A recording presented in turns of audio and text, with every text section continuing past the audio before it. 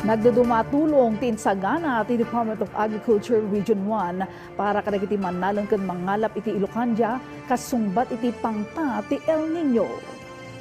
Sigun iti DA, maiwaras ti 7,000 a kilos ti registered seeds, nasa 35,000 a kilos ti hybrid seeds, kaya nasa 360,000 a kilos ti certified seeds, kadagiti mannalon iti pagay.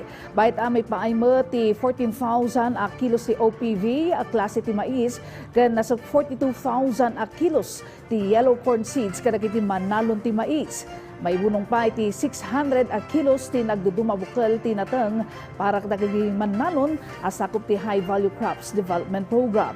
Nakasagana matan ti wagas ti ahensya para kadagiti livestock raisers tapno maliklikan ti heat stress kadagiti tarakenda.